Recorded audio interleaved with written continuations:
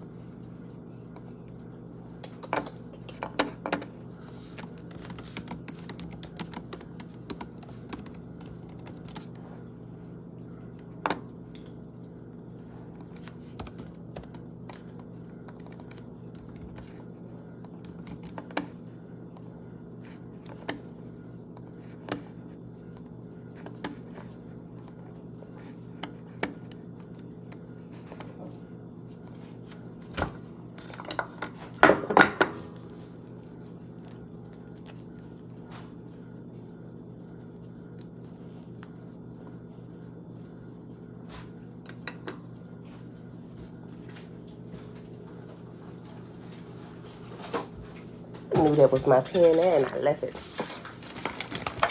I knew it. Darn it. All the way upstairs. I ain't going back up here.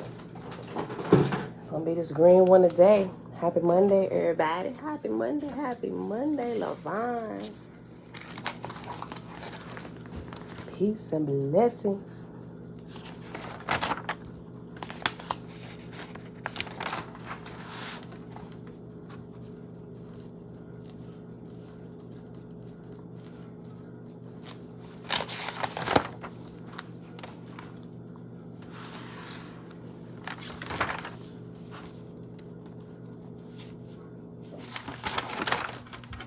Mom, shalom, shalom, Shayla. That's wobble. Blessings, blessings. Look at you.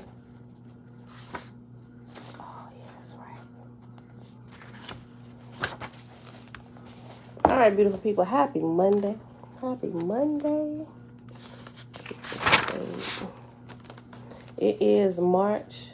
Hold on. Yeah.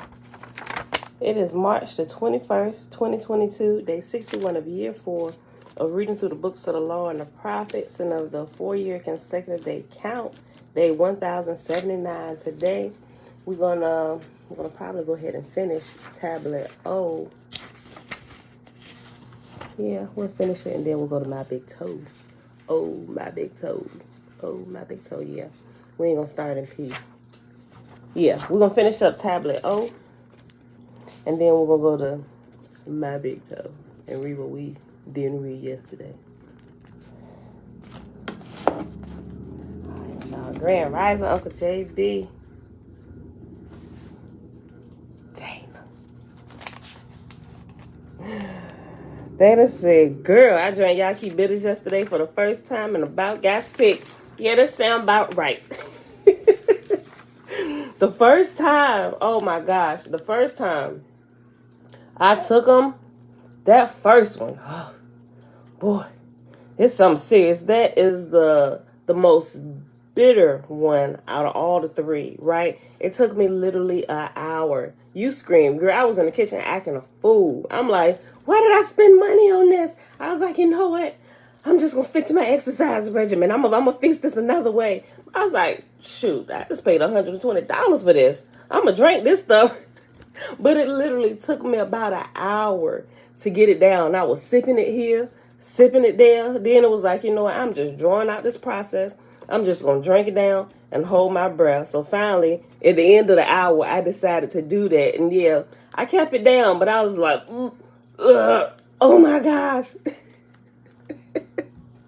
Let me tell you, once you get past, actually, yeah, that first whole time, it's just going to be a shock to your system, right? That first little period you go through.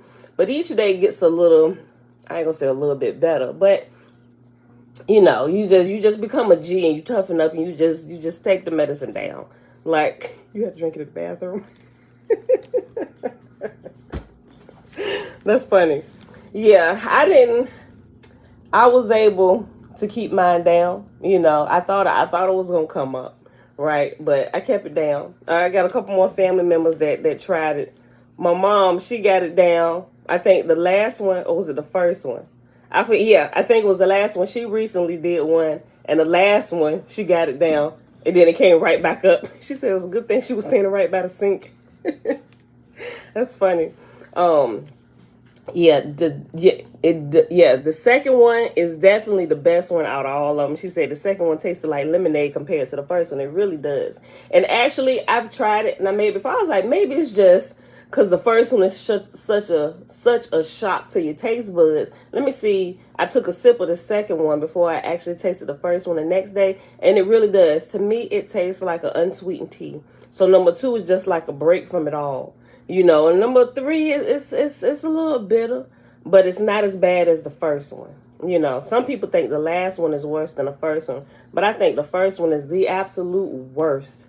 Second one give you a break. That's just like unsweetened tea. You just take that down. Like, I made no kind of face with the second one. I'm like, I could do this. I hope the last one is just as good or not as bad as the first one. Yeah, it's a little bit not as bad as the first one, but it's worse than the second one.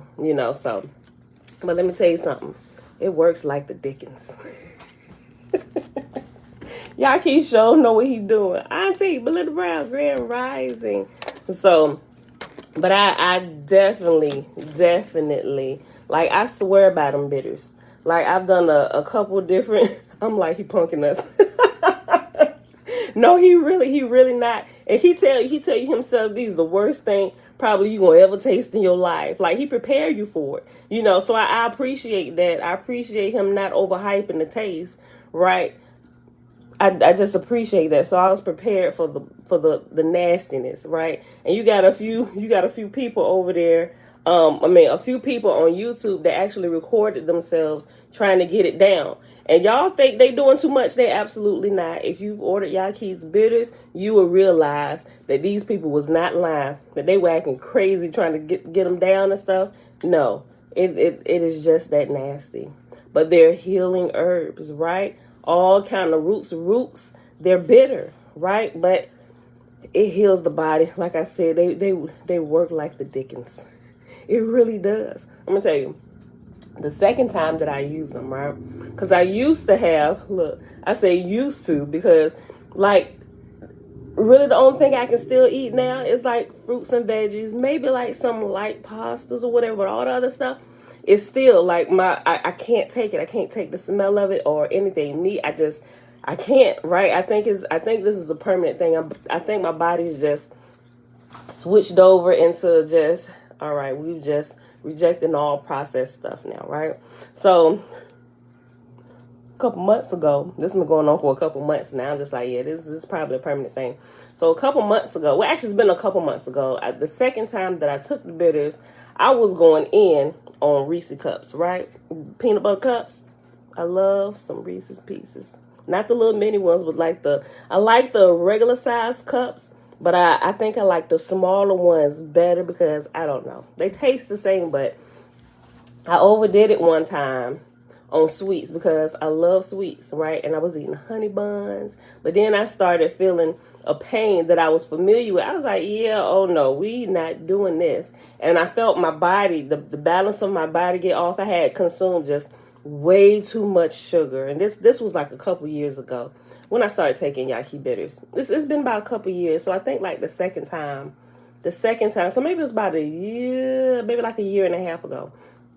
I had like really overdid it, right? I was eating all kind of processed stuff. I didn't go back to eating meat or anything like that, but it was just the junk food, right? And I could feel it, and I knew something was happening on the inside of my body, but I had the bitters. I still happen to have bitters here, and I had like one more dosage of them, if you want to say. I was like, yep, Pam, you knew it. Just stop it. So what I did, I went ahead and made some bitters. After that first time, though, whatever was happening in my body, it actually reversed it, right? And it handled it. I drank the bitters. When I say my body was off, I was feeling off balance, dizzy, and everything. After I took them bitters, about 20 minutes, it cleared it up, and it never came back. I was like, yeah, see, got to stay away from the stuff. But, yeah. You got Yaki's 3 bitters, Francis? She said, I got the 3 bitters. I use them every day. Yeah, I know there are a couple other companies that make bitters as well. But Yeah, we're talking about Yaki's bitters, but yeah, they work. I'm telling you, they work. You know, and it cleanses all of your bodily systems. And each tea, you're supposed to drink them in order, back to back. You may need to take a breather a few minutes before you drink the second and the third one right after the first one. But it goes through and it cleanses all the systems, the blood, the lymphatic system, run it through everywhere. It's on the bag, but I'm telling you, it works. Oh, you got Yakis? Okay, yeah. Boy, I tell you, they work. He has more healing testimonies from his bitters alone. Not that his other stuff doesn't work. It absolutely does. It's a whole bunch of testimonials about that, but I've only used his bitters, and I'm telling you, they work. If you can get past the taste, just suck it up, Buttercup. Put your big girl panties on or big boy drawers on and just do it, right? It works. It really does. So, but all right, y'all. Enough about that. Let's go ahead and get started. All right, Father, we here another day. We ask you that you continue to lead us and guide us into all truth and help us to understand what we don't understand. All right, y'all. So we are in Tablet O. And Tablet O is the book of the Chaldean oracles. And we paused at Tablet 2. Actually, we read a little bit of Tablet 2. Then I started talking about mystery schools and stuff and Initiates of the Flame. There was a book, I opened it up last night, that I didn't mention yesterday, but I think it goes along with Initiates of the Flame. I posted today, and it's called What Wisdom Would Have Her Children to Know. Yeah.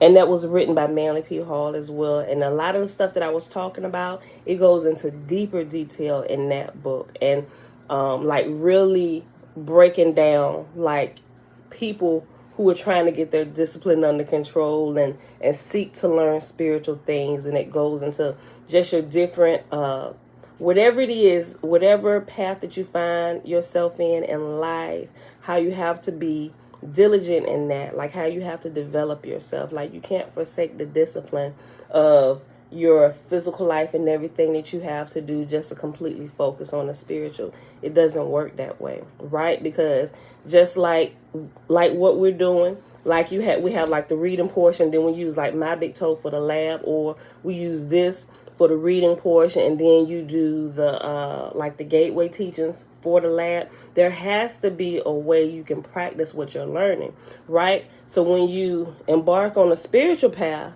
your regular life is the lab. So if you spend all your waking days and time just in spiritual things, reading your Bible, and you just cut yourself off from the rest of the world for the sake of the scriptures, you've completely missed it, right? You have to do them together, because what you're learning here, you have to be able to manifest it and work it over here. It's the same way. And I love the way it breaks it down in the book I'm going to share with y'all today. What wisdom would have her, I think that's the name, the right name. What wisdom would have her children to know? Something. I might have screwed up the last part of that title. What wisdom would want her students to know? I was just reading it over again last night too. But that's a real short one. It's like 86. I think it's like 86 pages. But yeah. Okay, so I'm going to share that. I meant to mention that because it's a part of the Initiates of the Flame. And I didn't think about it until afterwards. I was like, oh, shoot, that's right. So I'll share that today. All right. Tablet 2, page 268. The Father whirled forth by invincible will and thought formed. The fountain of beginnings and endings was sprung forth. The fountains sprung up, being divided, but were one. By intellectual fire, the fountain was distributed among the intellectuals. The universe shined forth with ideas in all forms. But the primary Father poured forth the primordial idea. The three supernal rays shined forth, and many ideas and rays shine forth onto the world. But all things are connected in the intelligible world, and the seven are the three, and the three are one. But the intellect cannot exist without the intelligible. By intellect, the intelligibles introduce the souls into the world. By intellect, the intelligibles introduced senses into the world. and the paternal intellect has distributed secret symbols within. Those who have known the mysteries will reveal it is contained within mystic silence. And that's actually what we paused at yesterday. We're going to keep going today. The whirlwinds of the All-Father give watch to the supernals, the properties of his own strength. He mingled it with the Annunaki material synod. I think that's synod. And there are many who serve the Annunaki synods. The fountain of life was sprung forth by the blessed intellectuals who had first received their own powers from its waters. It was poured forth to supply perpetual generations of form. The fountains of the intellectuals are bound to the depths, and there is the power and strength of its sections. Oh, how indeed the material world has inflexible rulers. The thunders and rolling fires are sprung forth, and the spirits of the poles, fiery in nature, are kindled, the fountain of fountains, like unto the one, but divided from the rest. Under two minds united, the life-generating fountain flows. Beneath is the a priori, and in brackets it has principle one of the immaterials. The fountain churns and the principles whirl, ceaseless. The principles of principles which have understood the intelligible works of the Father. He has given sensible bodies of form. These energetic links allow the Father communicate with matter. These energetic links allow the Father to communicate with matter. The symbols and images are immaterial, reflecting the natures of the unapparent matrix of this world. And that was the end of Tablet 2. Tablet 3. Powers, orders, water, souls, man, life. In the leaves of the Olden Book, from the Greek tongue, it reads, Typhon, Tiamat, Eshinda, and Pythoni, the progeny of Tartaros and Gaia, united by An, forming the supernal triad of the old ones, and Inspector General and Guardian of the chaotic fabrications. To what are the natures of these material fabrications? Irrational daemons formed mindless elementals. Their existence becomes dependent on the aerial rulers, the powers given to the aerial, terrestrial, and aquatic domains. All intelligences are the ideas put forth from the All-Father, and all the bodies contain the divine spark. All mortal bodies were animated by the breath of the source. For the fractured mind and soul programs were put into the crystalline networks, and in brackets it has human bodies. And within the containment of each is hidden the soul symbol by which the all can recognize the divine spark. United from two substances, the mind and the divine spirit, and as to the third, a secret, perfect, holy love, the venerable charioteer that united the destiny of the universe. The life-giving power is imbued with the breath and mind, but the ineffable love must be joined to create and for...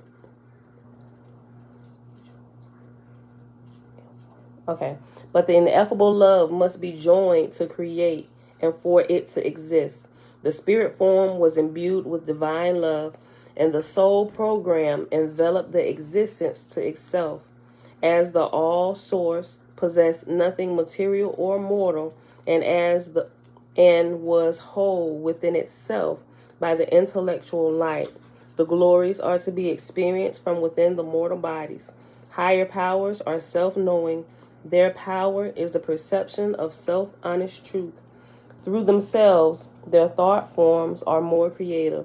Such are bound by no deception, and are able to survive the wake of fire by their own accord, according to the oracle.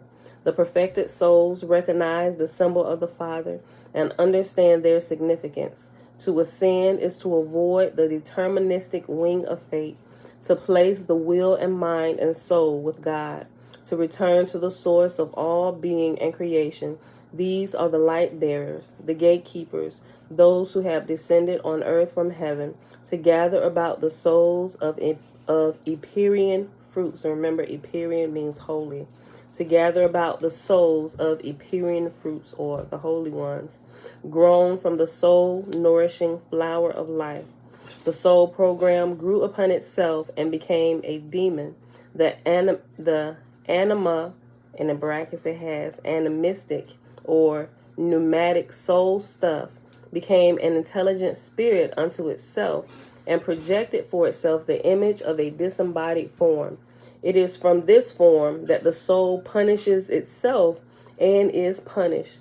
The demon can create itself a realm to be miserable, but the visions of being entrapped in Hades are self-created. Ooh.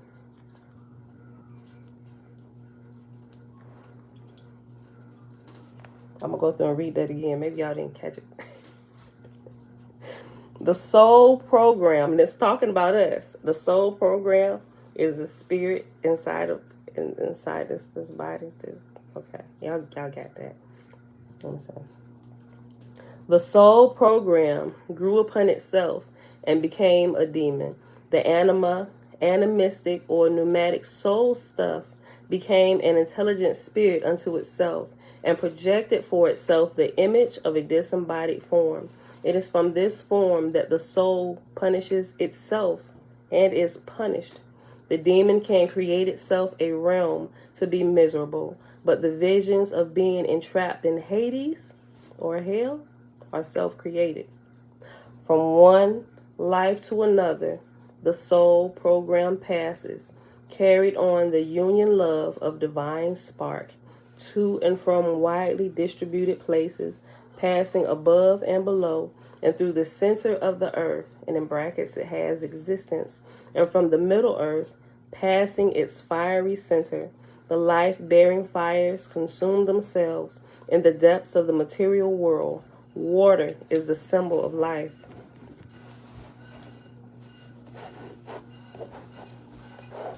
According to the Zoroaster, the soul program perpetually follows the will of Asha, compelled to repeat recursive upon itself. The dragon swallows its tail, hey son, as does the matrix of creation that is the physical world. The travels of the spirit repeat unless the level is overcome.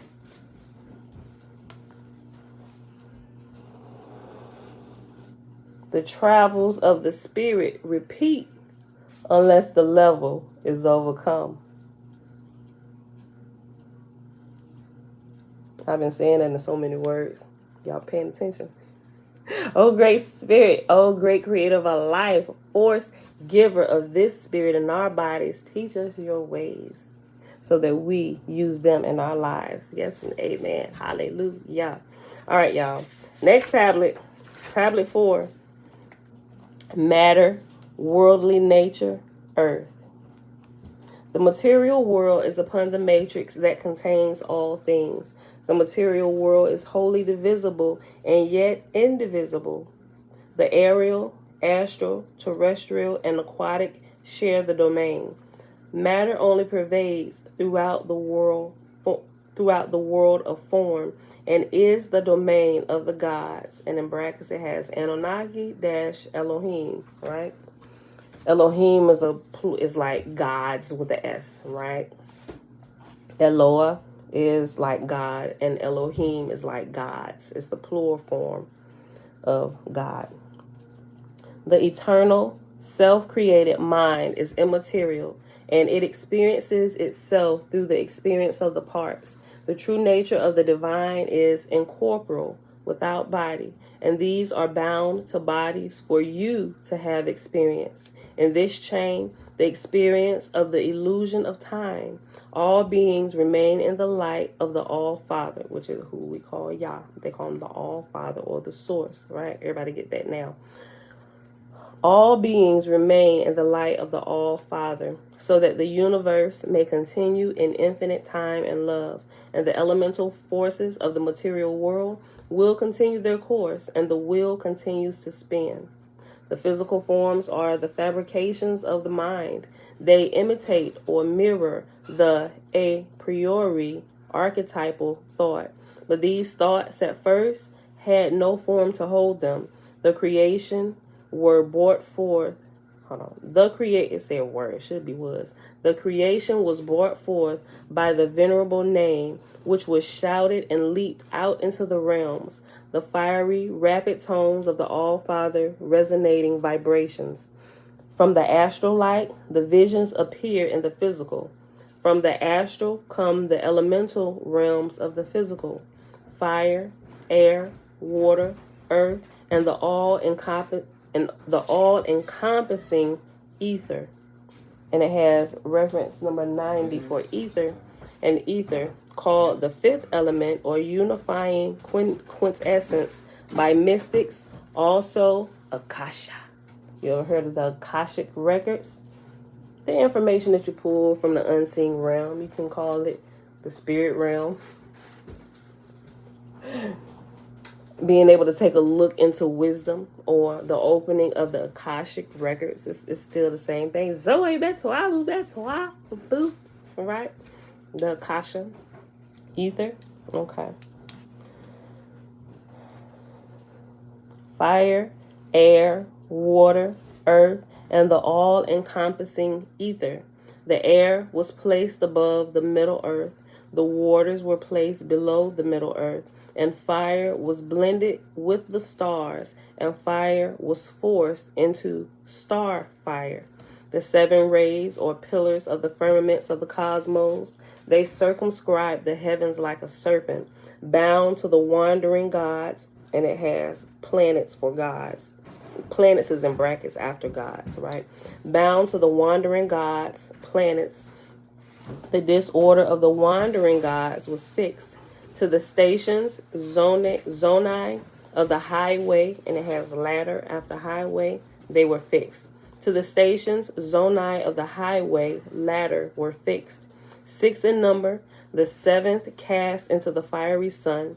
The center of all is equal and harmonic to the one, and even the swift-footed sun must travel around a center. And that's the end of tablet 4. Tablet 5. I think is this the last one? Yep. This is the last tablet and tablet O, and we'll pause here and go into tablet 2.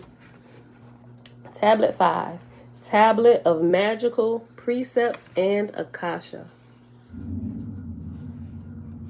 Do not fix your mind on the vast systems of the earth, for the planet of truth grows not upon the ground. You need not measure the motions of the sun or collect rules for its travel, for this is already done by the eternal will of the All-Father, and it is not for your sake on earth to understand this will. Dismiss from your mind the necessity to project the course of the moon, for the celestial orb moves always by the power of necessity. The procession of the stars and the zodiac is a godly thing, and was not generated in this world for your sake. The aerial flight paths of birds will give you no true knowledge, nor will the dissection of the entrails of your victims. These are mere toys and the basis of fraudulent mediums. Move, therefore, away from the material world. If you should enter the stargate of the sacred paradise, where only virtue, wisdom, and unity are assembled, stoop not, therefore, down unto this darkly splendid world, wherein lies a continually faithless depth, and Hades shrouded in cloudy gloom, delighting in senseless images, in a torturous, winding, ever-rolling abyss, containing the lightless body, formless and void. Keep not to the path which is equal with the dross of matter, for there is a place for your image that is much more splendid, and it may be reached by first traveling past the gate of earth, and then upon the ladder which has 7 steps. Therein lies a throne of a devastating and fatal force. Invoke not the visible image of the soul of nature, for the material world has but one name, which is death. To look upon and give to these is to be one with them, and they seduce the soul programs from their progress, whereby they may be kept from the sacred mysteries. There is only one sin, to defile the hold on. This is going to be our title today. There is only one sin: to defile the divine spark within. Yo. Do not change the barbarous names of evocation, for they are sacred names in every language, and they have been entrusted to you by the God who renders all the powers of the sacred rites possible. It would be wise to hasten yourself onto the ladder of lights, to become a receptacle for the 7 rays of the Father. Seek paradise, return to the source. Things divine are not attainable by mortals who understand by the body alone, but only by those who approach the eternal fire, submitting themselves in self-annihilation. Fortify and purify your soul. Make it ready to be a beacon of light, embodied by the 7 rays that are 3, that are 1. Hey, ma'am. Yes, sir. I just want you to know I love you, ma'am. I love you too, sir. Okay, ma'am. All right. We'll be headed to the office shortly. Oh, yeah, y'all got to go through. Yeah, we got a delivery coming, and they coming to look at our tour for the wrap. We already have a wrap. We already have a logo. Listen, they coming to make no. I thought the logo looked fine. The logo is fine. It is fine. You're right. We just, we updating, make things a little more modern. I'm super excited. Because it's all you. I mean, it is not. I'm just helping beautify the place. That's fine. I mean, it's whatever you want to do, baby. I don't care. Come on, man. Let's go get it. Come on. All right. I'm gonna get the price on the wrap for the Suburban too. Which thanks? I ain't gonna do it. I'm gonna just get the price for it. All right. Which thanks for both of y'all being in my life. Oh, what are you welcome, sir? Close lock the door, please. What you say? Okay. All right, son. Love you too. I will. You too. Lock the door. Lock the door. Okay. This is good. Look, the book that I keep telling y'all about books. Listen, don't feel. You know what? Here's what I think I might do. It's so good. I think this book I'm about to tell y'all about, I got to read this one to y'all. It's a really, really short read, right? It's the one I was telling y'all about at the beginning of the video today, which I forgot to mention yesterday, what wisdom would have her children to know, right? It's really, really thin. And the wisdom in it is, I'm going to share it with you, right? It's like, this is like, this little paragraph right here, and I'm gonna read it over. It literally, this could be like a summation of that book that goes into like deep detail. And that's what I really expounded on at the end of yesterday's video. Okay. It would be wise. Hold on. Let me just go back up to the sin. There is only one sin: to defile the divine spark within, or to defile your spirit, right? Your source of light. That's the sin, right? Not what the church tell you it is, right? As you grow, you're really going to realize, wait a minute. Look, listen. There is only one sin: to defile the divine spark within.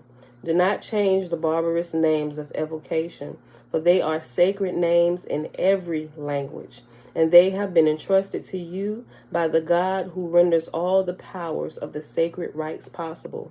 It would be wise to hasten yourself onto the ladder of lights, to become a receptacle for the 7 rays of the Father. Seek paradise, return to the source.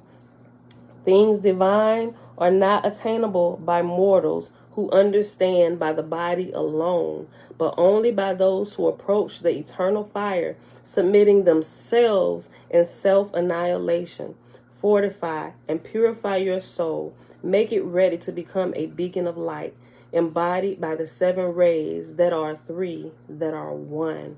Right? The self-discipline. Oh, like if y'all are missing that part. Like if we're missing that part, We got to get that part down. That's the first level, the interest into anything spiritual that's of any significance that's going to grow and bless your life and all those who come across your path ever, right? Your goodness will furnish you with every kind of armor. Let that which is in your center, the divine spark of the All-Father source, guide you on the ladder of lights. And Christians would say, let the Holy Spirit guide you. But it's they talking about the same thing, right? That's good. Your goodness will furnish you with every kind of armor. Let that which is in your center, the divine spark of the All-Father source, guide you on the ladder of lights. Keep watch of the gates. Plant your gaze always upward. You who discovers the absolute truth of your own nature shall be revealed the truth of all things.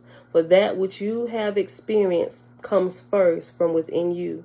Those who do not recognize will be fruitlessly vigilant. So therefore, first, the priest who governs the works of fire must sprinkle about the waters of the loud, resounding sea. Should you see a terrestrial demon approach, scream at it. If you invoke the lower often, the darkness will consume you. You will no longer see the intelligent light, and you will no longer be visible to the light bearers who suspend themselves from the vaulted sky of heaven. Then will 3 lightning bolts strike, and all things will be engulfed in chaotic thunders. Then comes the fire, flashing and extending through the rushes of the air, or a fire most formless which carries the vision and the voice, or a flashing light, abounding, revolving, whirling forth and crying aloud.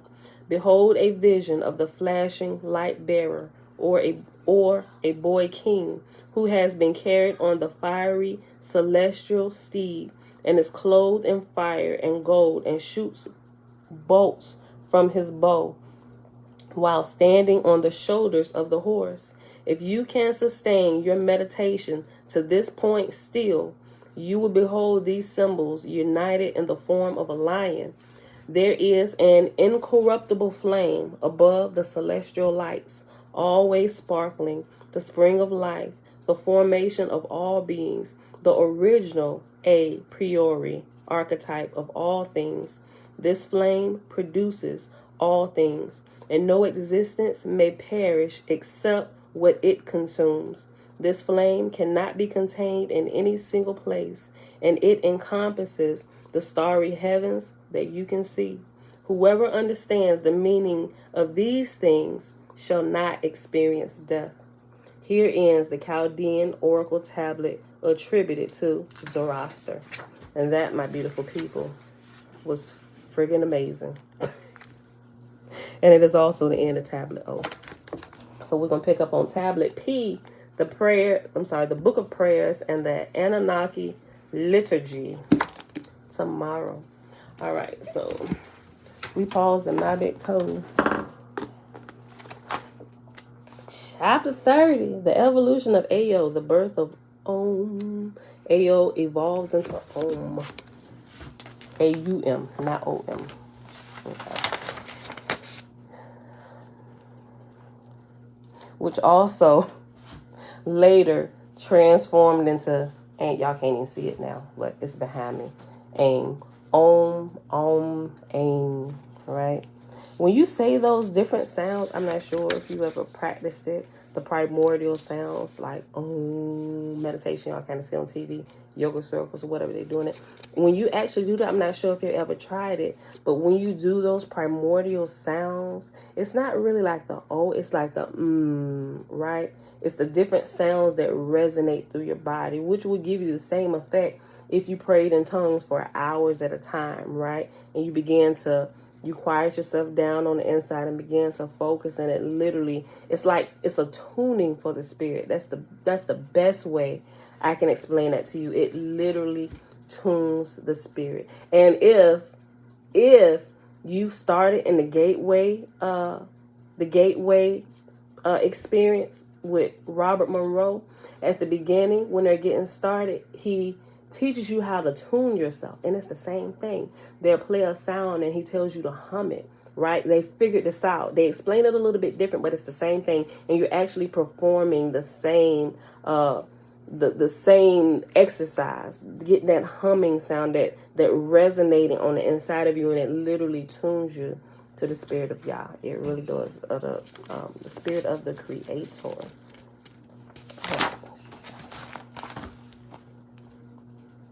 So if you never paid attention to it, if you're still doing it, I hope you are. You know, you're growing. It's lab time. But take your time. Don't rush through it. Just pay attention. Observe what's happening, right? Even if you get frustrated sometime and you find yourself at a point of frustration, if you go somewhere and tune yourself, it'll actually calm you down. You know, it'll bring you back into focus. It's something really helpful to know. It really is.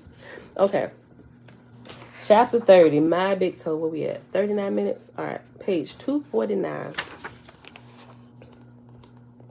Yeah, we'll finish this today. Okay.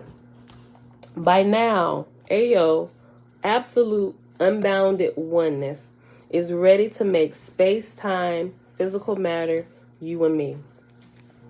Ayo's evolutionary process eventually leads it to produce various entropy reduction trainers.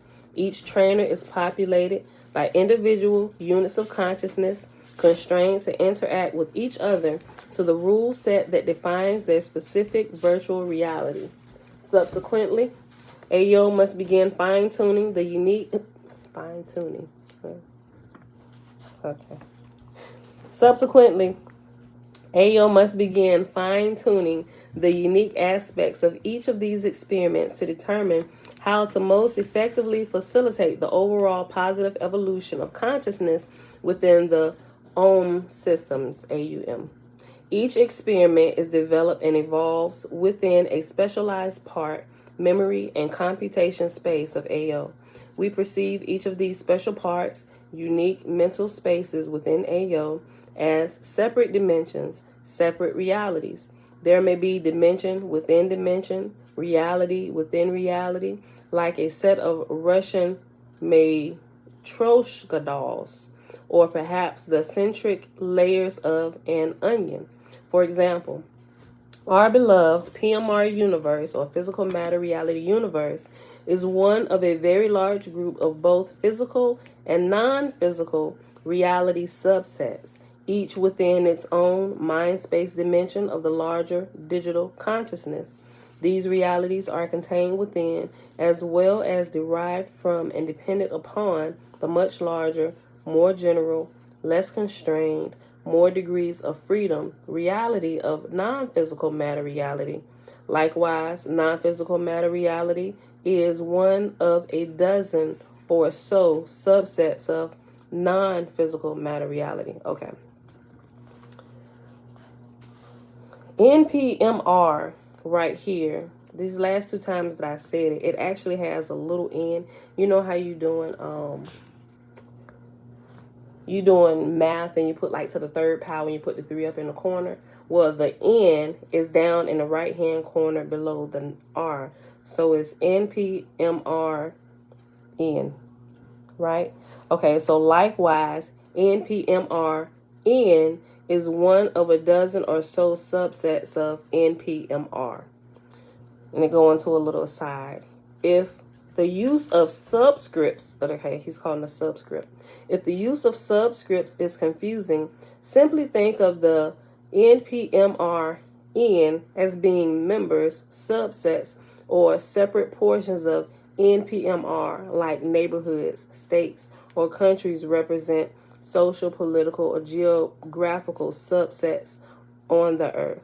The following is a list of some of the subsets of NPMR. NPMR 1, NPMR 2, NPMR 3, NPMR N, NPMR N plus 1, NPMR N plus 2 equals NPMR N in brackets. Using subscripts such as NPMR N is a convenient way to refer to some portion, dimension, or neighborhood of NPMR, or non-physical matter reality, right, or the spiritual realm, the unseen realm, which contains and supports OS, which in turn contains and supports PMR. PMR is physical matter reality.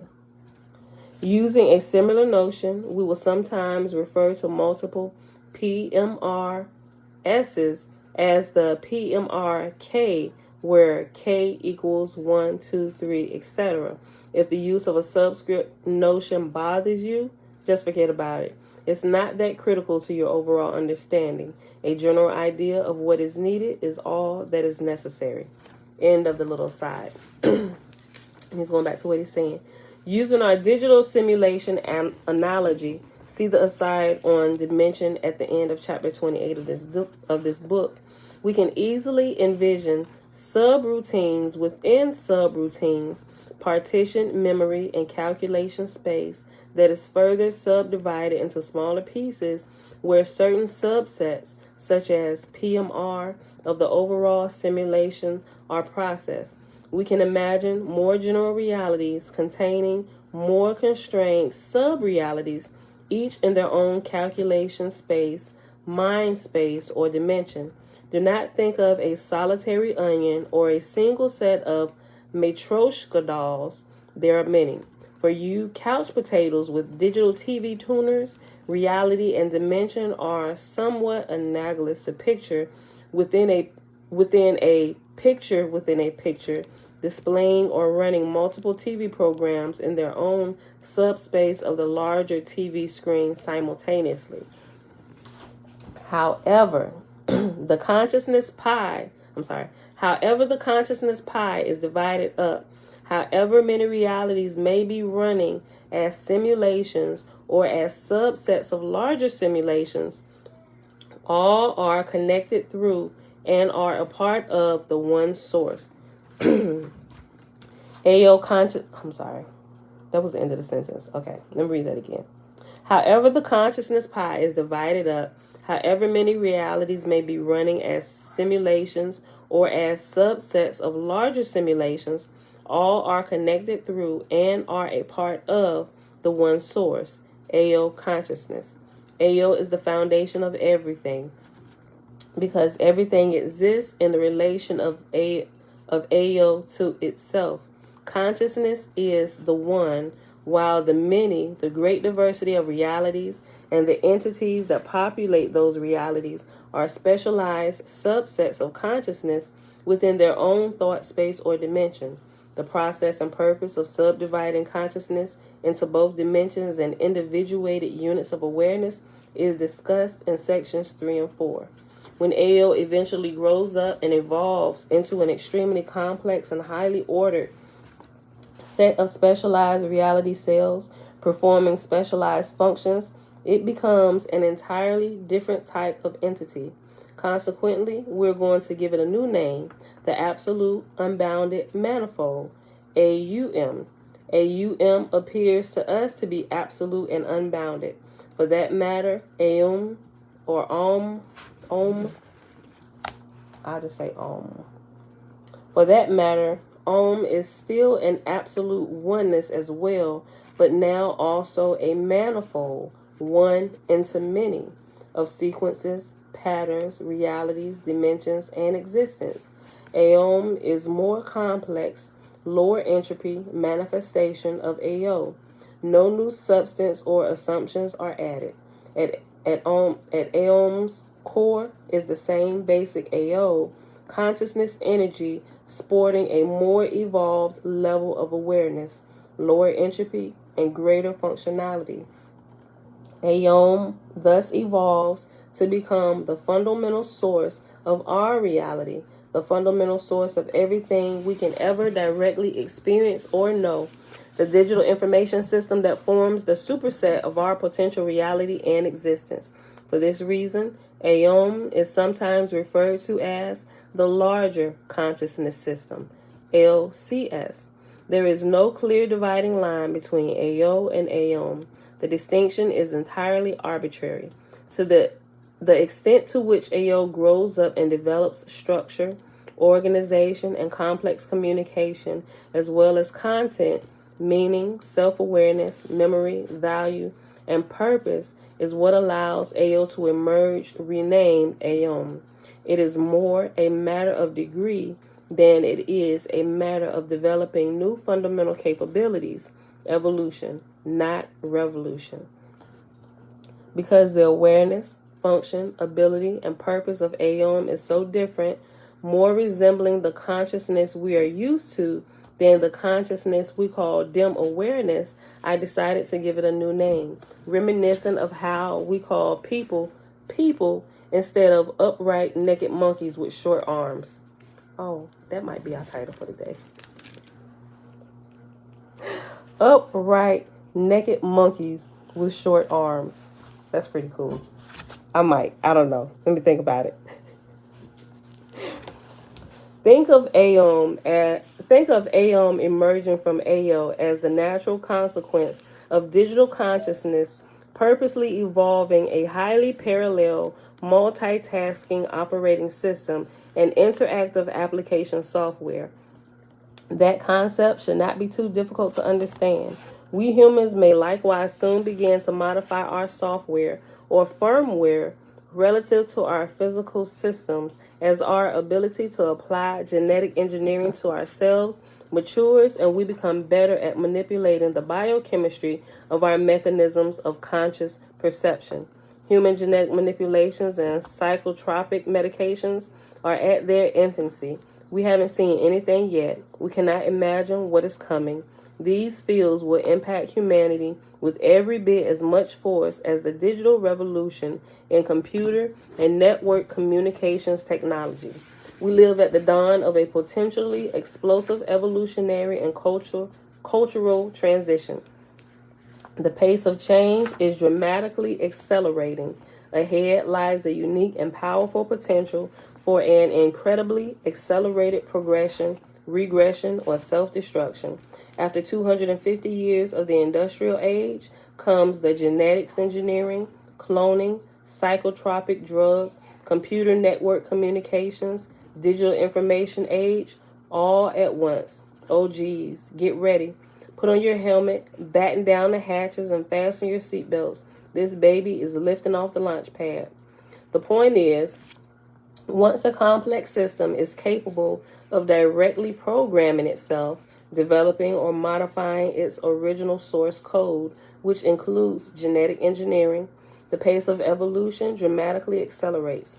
The intellect, aided by the products of its increasing awareness, digital and other technology, replaces random mutation and natural selection as the primary driver. Consequently, evolution accelerates from a very slow-paced process to an ultra-fast one. Exactly how much of AOM's evolution accelerated as it gained the tools to become self-directing is unknown. Looking at the evolution of biologic systems, we can foresee processes that will normally take hundreds of thousands of years being compressed into a handful of decades or only a few years through genetic manipulation. Faster evolution may seem like a good idea, but speed is speed, whether it is in the positive, lower entropy, or the negative, raises entropy direction.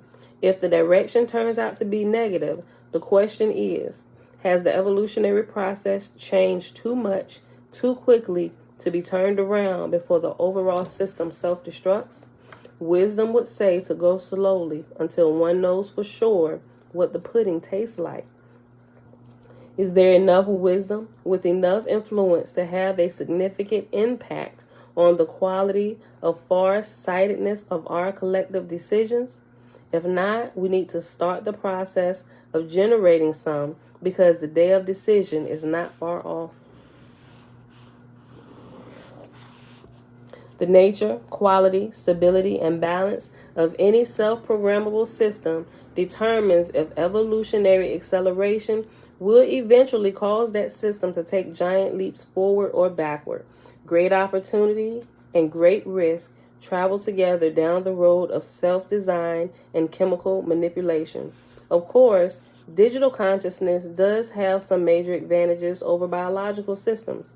If the resulting cumulative probability assessment goes negative, it can always preserve, save previous states, and then punch the undo or reset button while retaining lessons learned. One of those cool digital tricks that make Karman-based systems envious. I know what you're thinking. You are coveting the degrees of freedom contained within digital systems. You desperately want your spouse, mother-in-law, and the neighbor's dog to have an undo and reset button. Be careful of what you wish for. You might get it before you understand all the ramifications. You will learn in subsequent chapters that you, your spouse, and his or her mother, as well as the neighbor's dog, are at the most fundamental level, individuated subsets of digital consciousness. More amazing yet, you will clearly understand the how, why, purpose, and interworkings of this big picture digital reality model. No. That's not true. You are being pessimistic. Such an understanding will not be a delusion or serve as proof that I have driven you insane. It is not as far out or as difficult a concept as it first appears. Some very well respected hard science types are in my corner on this one, and I will introduce a few of them to you in section 6, chapter 19, book 3. And he goes into a little aside, and this will wrap up the rest of this chapter, this little paragraph after this little aside. So we'll be done in like about 5 minutes. There is more to an operational consciousness than an on-off switch. You also have to reset, pause, record, rewind, fast forward, playback, slow motion, instant replay, edit picture in the picture, and repeat buttons. So pay attention to this dude and discover how to operate your consciousness fully. It would be a shame for your consciousness to sit there idly flashing zeros in its display for a lifetime because you never bothered to learn how to use the controls. That's the whole point of everything that we're doing here, right? We're learning how to operate our vehicles in this world on purpose, right? Letting the spirit drive this, developing it, right? Lowering our entropy, learning, bringing in this new information, right? Listen. There is more to an operational consciousness than an on and off switch. You also have reset, pause, record, rewind, fast forward, playback, slow motion, instant replay, edit, picture in the picture, and repeat buttons. So pay attention to this dude and discover how to operate your consciousness fully. It would be a shame for your consciousness to sit there idly flashing zeros in its display for a lifetime because you never bothered to learn how to use the controls. Here comes Aom, ladies and gentlemen, the one, the only, the source of all that is, the generator of reality. All right, let's give Aom a big round of digital applause.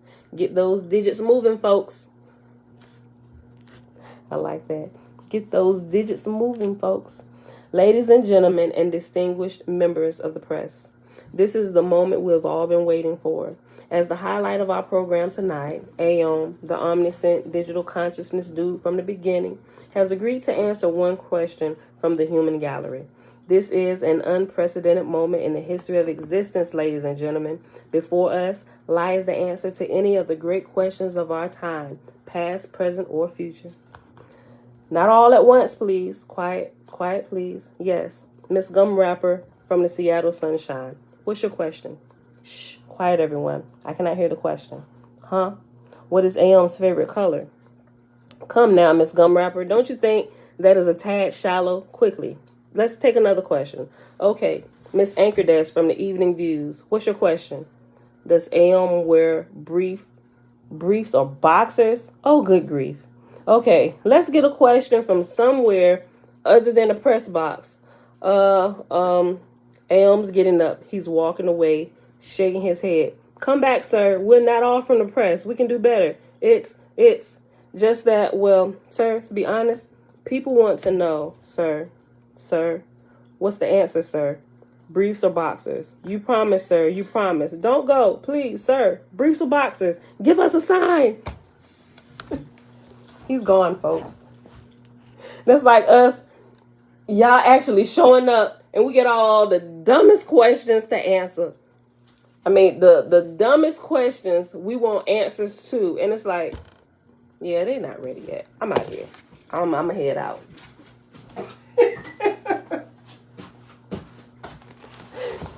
And I be having those moments like, they still down here acting a fool. You know what? You just stay where you at. Because we got many more decades. Possibly 10 more generations before they even get the first clue. Right? Okay, hold on. He's gone, folks. Well, you saw it. The big dude was here and left without saying a word. Not a single word. What do you think, Johnny? Well, Dan, when Aeon walked off, I thought I saw his shoulders bobbing up and down. Do we have that instant replay yet? See that? See that little jiggle there? Can we get a close-up of that? Look at that, Dan. Definitely bobbing up and down. All right, folks, there you have it. Now pick up those phones and call in your opinions. That's 1-900-$0000. Was Aeon laughing or crying when he walked away, shaking his head? Let's run that playback again, Johnny. Yep, that's definitely a jiggle there. What does our audience think? Laughing or crying? That is the big dollar question for tonight. And that's literally how we act down here, right? The creator of all comes to talk to us, and we can't even formulate a language. It's literally like he's coming to the nursery. He's literally coming to the nursery. Like, what for? They can't even talk yet. All right, enough silliness. Let's settle down and get back to work. You get the picture. The digital consciousness AO is renamed AYUM when the degree of complexity and opportunity or possibilities evolves sufficient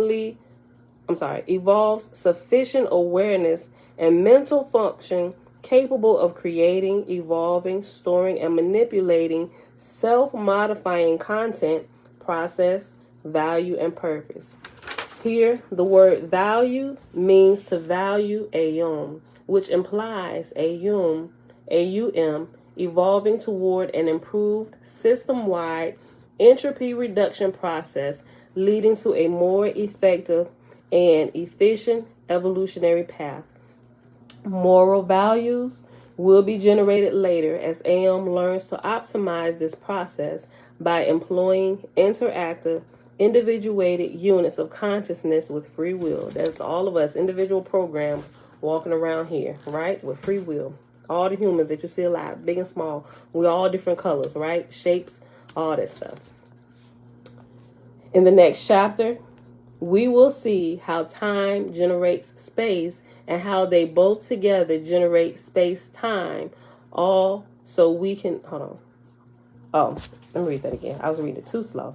In the next chapter, we will see how time generates space and how they both together generate space-time, all so we can experience. Why?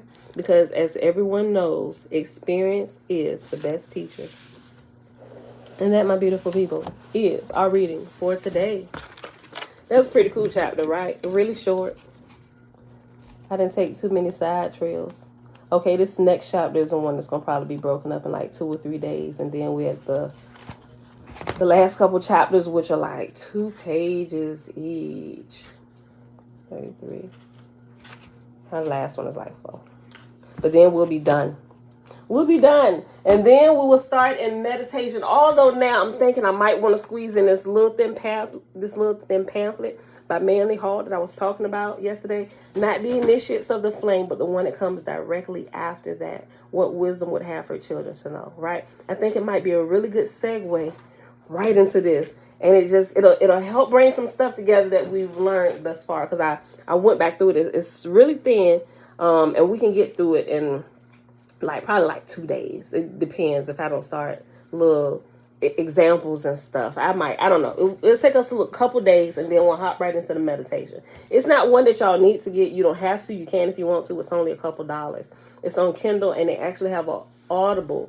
Yeah, they have an Audible for it as well. And the Audible you can listen to it. And I think it's like an hour and 48 minutes on the Audible. I'm almost certain it's an hour and 48 minutes if you get the Audible version of it. So that's what I'm thinking. I think there's some really, really good keys in there that we need to be reminded about, like I talked about on discipline towards the end of yesterday's video. Y'all gonna love it. Y'all absolutely gonna love it, right?